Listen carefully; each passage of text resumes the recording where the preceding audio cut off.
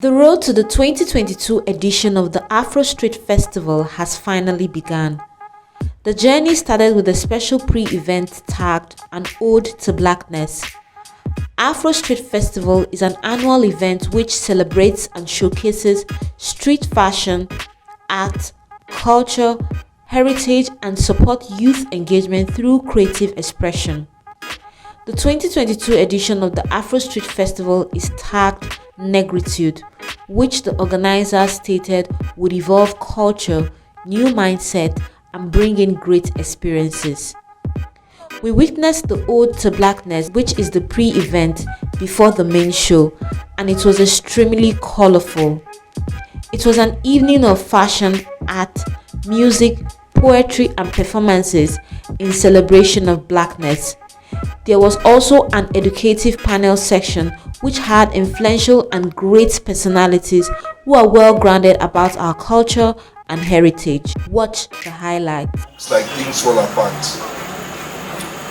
And there are connotations, not just about Okonkwo, but about his father that was preserving the art, the writing, and the heritage. And if you recall, people like Chinua Achebe, those books are the ones that kept people like Mandela strong in prison. That was one of the people we wanted to meet immediately he was released, because he kept reading things fall apart. You understand? So you're probably like, oh, okay, I'll go hang himself. No, I won't give up. You know? So that helped people like Mandela, the people we call heroes today.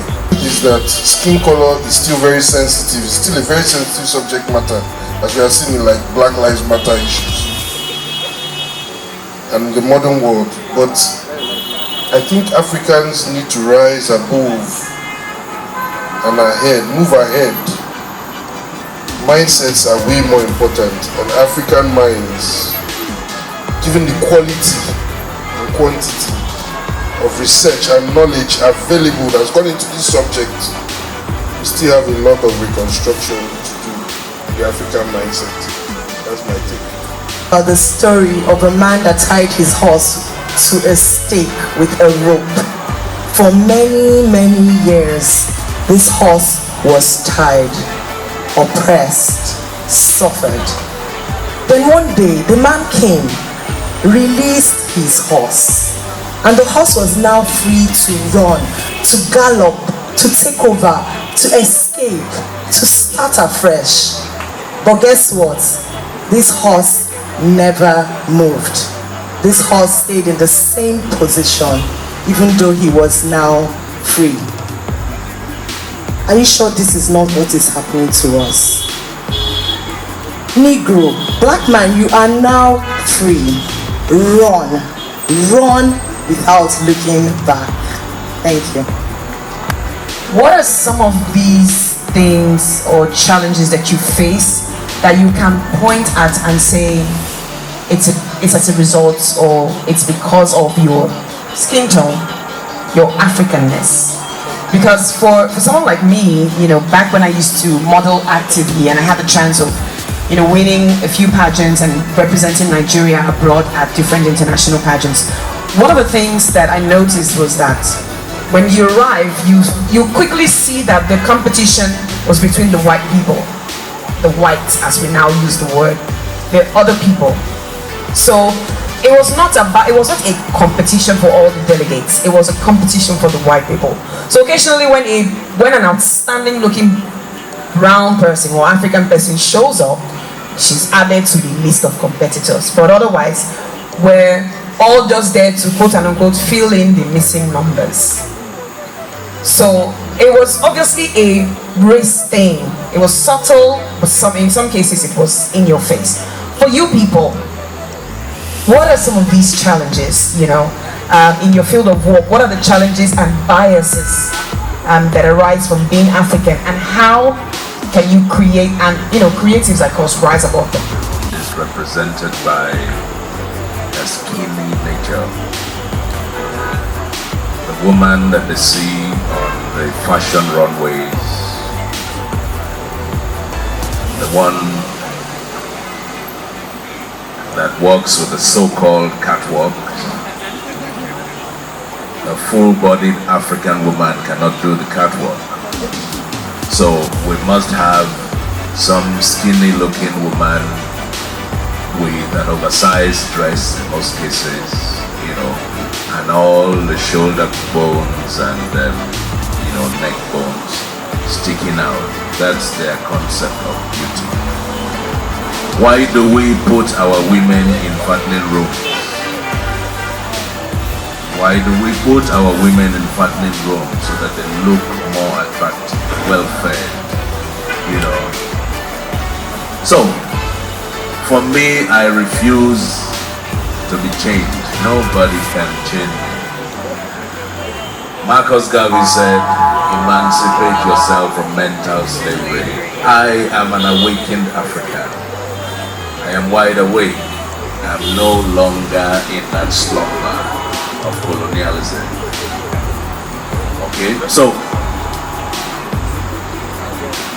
nobody or your bodily gesticulations are too much for our cameras, and I said that is Africa, sir. You take it or you leave it. You cannot cage me, because that caging comes from the Babylon philosophy. The Rastaman says that Babylon is a metaphor for anything that puts the black man in chains. And for me, Babylon was fall. Babylon was hands off me. Babylon cannot chain me. I am a son of Zion. I am a son of the soil of Africa. Okay, so you see, this is what we should teach in our schools. This is what we must get our children to understand, that we come from a glorious past and we have an identity, and that identity is what defines us as a people, you know. And just like Sekou Toure said, the civilization of the 21st century cannot be complete without a wholesome inclusion of the African civilization. And that is where we are today. We talk about globalization, and we have nothing to put on that table, or they have not allowed us to sit on that table and put something there. Because like you say, our job on this planet is to consume what the other parts of the world have created. No. You know, and we say, what happened to the African civilization before the 15th century? Where did it disappear to? Back to the soil or back to the ground? You know, so these are things that we need to teach our children. Our children must know. We are not teaching racism. No. We're not teaching separation. We're not teaching discrimination. No. We are saying that our history, our culture must be taught to us, and that should inspire us. How many of us know that the space referred to as Europe today was colonized by Africans? We do not know. How many of us know that the space referred to as Europe today, Africans introduced free and compulsory education there? How many of us know that the space called Spain today was the headquarters of Africa's colonization of Europe?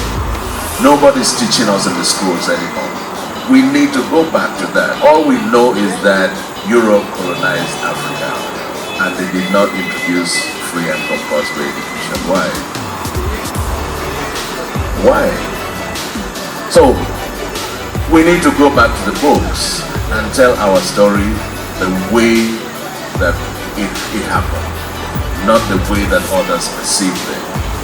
Because when you talk about the Akasa raid,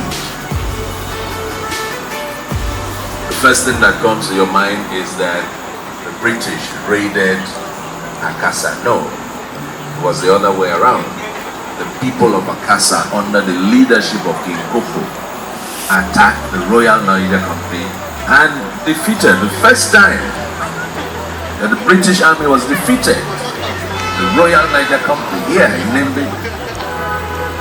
And the people, the oracle that inspired the people told them, these people are evil. So when you kill them, boil their flesh, eat them so that they do not reincarnate. Because this is an evil spirit race. But we do not want to preach racism. We do not want to preach discrimination. We want our children to know that there was a time when we had a history to be proud of, and that history should inspire us.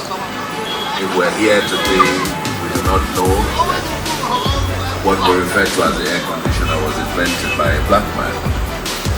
We do not know that what we refer to as the water heater today was invented by a black man. The elevator, the pressing iron, the lawnmower, the comb, the freezer, all invented because we had that ingenuity of invention, and it is still in us. All we need to do is to rejig it in our schools, and we will see the difference. Thank you. Support other economies and leave our own people. But having said that, I also want to remark that we often tend to take for granted what we have even achieved in contemporary times. Because to a very great extent we're people who undervalue the works of our own hands and overvalue the works of other people. And the easiest way to get into a global conversation is to go with something. Okay? Now, we need to create platforms. It's as simple as that. You said something about pageantry. If we didn't have Nigerian pageantry, you would not have been able to participate in a global pageantry. But people sat down and saw the need to create a Nigerian pageantry. Okay? We have created universities, we have created hospitals, our own hospitals. We have built buildings that were built by Nigerians. We're running companies. So the story is not entirely a story of war. Our politics might not be the kind of politics that we're all proud of. Owe yourself this duty. You owe your ancestors this duty. You owe your culture this duty. Be your best. Shine. Let the world hear us. Resonate out there. Please. So that no Chinese person will see your child and ask them why they are back a master's degree student. Thank you. And changes something in our subconscious, that we no longer see ourselves as inferior or second to anybody. We're not second class at all. God made us. You know, one of the things I learned quite recently is the fact that before God there is no race, there's no color. It's just human race.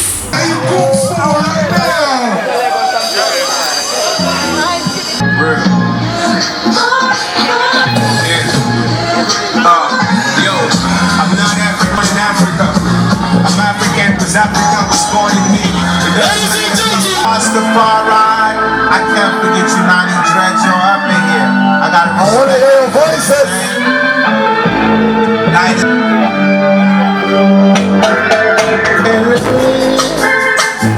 On the borderline, who'll be the next to fire? Shot fire on the side. Hey, it's heavy richer, but now he rests in peace, sir, in the belly of the beast, sir. You guys are vampires in the middle of the night. Gonna be alright. Rise up this morning, smile with the rising sun.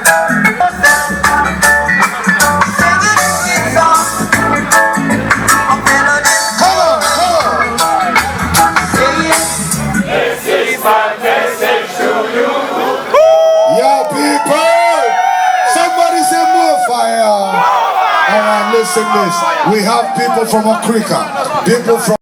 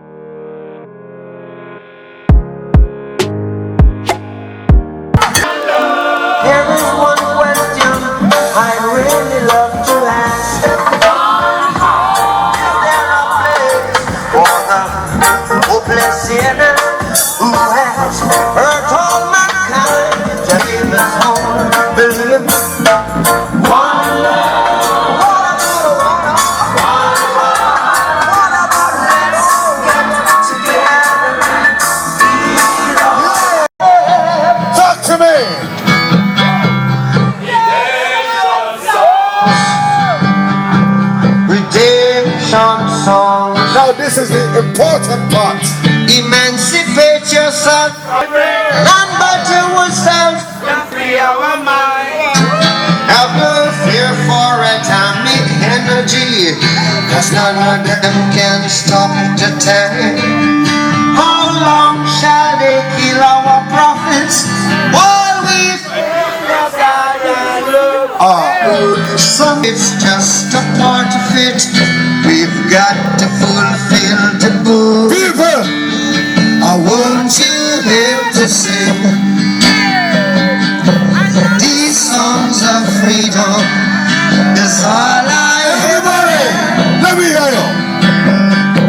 Redemption song. With this colorful and exciting event, there is no doubt that the 2022 edition of Afro Street Festival will stand out, and we can't wait. See you in December.